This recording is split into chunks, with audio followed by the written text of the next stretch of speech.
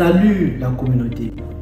Aujourd'hui, la main sur le cœur, j'aimerais que vous et moi nous puissions échanger autour de 3 attitudes profondément ancrées, de 3 erreurs en apparence anodines, mais aux conséquences parfois irréversibles, qui tuent en silence en Afrique. L'automédication excessive, les grossesses non suivies. Restez attentifs. Le dernier point pourrait véritablement vous surprendre. Abonnez-vous à notre chaîne pour ne rien manquer.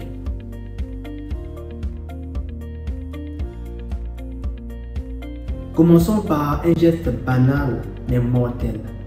Avaler les médicaments comme les bonbons.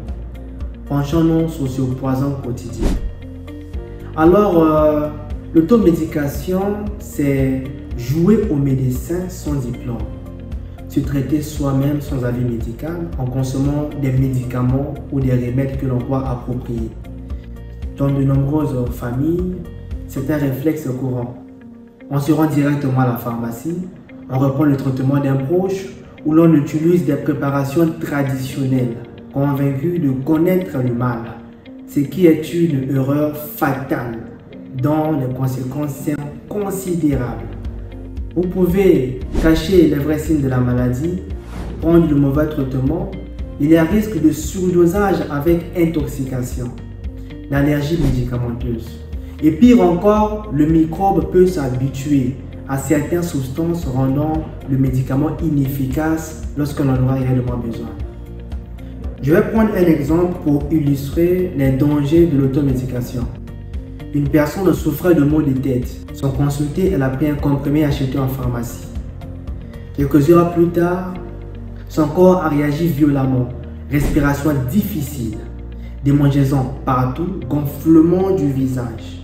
C'était une allergie médicamenteuse. Sans soins secours, urgence, ce type d'allergie peut bloquer la respiration et entraîner la mort. C'est pour ça, avant de prendre n'importe quel médicament, il faut consulter un agent de santé, signaler ses allergies et suivre les conseils adaptés. Parce qu'au fond, la santé, ça ne s'improvise pas.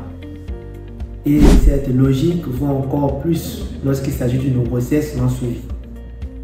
Une grossesse non suivie, c'est comme traverser un champ de mines, les yeux bandés.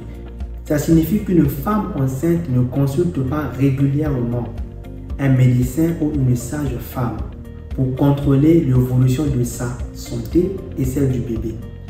Beaucoup se rassurent en pensant « nos mères ont accouché à la maison, nous pouvons aussi ». Pourtant, les réalités médicales actuelles démontrent le contraire.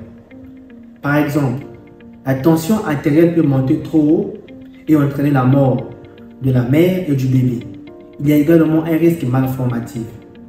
Imaginez un enfant qui est né avec une ouverture dans le dos parce que sa colonne vertébrale n'est pas bien formée, ou un enfant qui est né avec une ouverture au niveau des lèvres.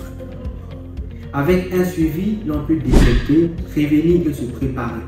Mais sans suivi, c'est souvent la surprise et parfois la mort. Alors, dès les premiers signes de grossesse, absence de règles, nausées, la meilleure attitude serait de courir vers le centre de santé le plus proche. Mais il existe également une autre situation où l'illusion de bien-être peut être mortelle. Imaginez un accident de moto ou de voiture.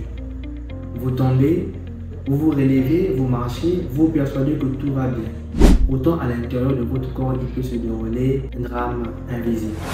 Parmi les dangers silencieux, on note l'hémorragie interne, c'est-à-dire l'accumulation du sang au niveau du corps sans lésion visible.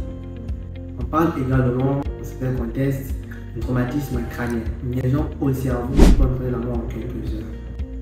Sans examen médical approprié, l'échographie ou le scanner, ces lésions passent inaperçues jusqu'à ce qu'il ne soit trop tard.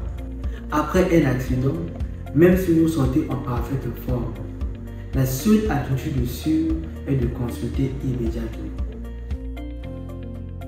L'automédication excessive, les grossesses non suivies, les accidents négligés, 3 erreurs on retrouve partout chez nous, 3 erreurs qui peuvent coûter la vie.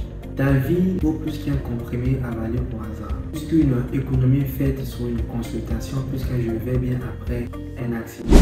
Ne laisse pas le silence cacher les dangers, va consulter, préviens, dégage-toi. Parce qu'au final, prévenir, ça sauve toujours plus que guérir.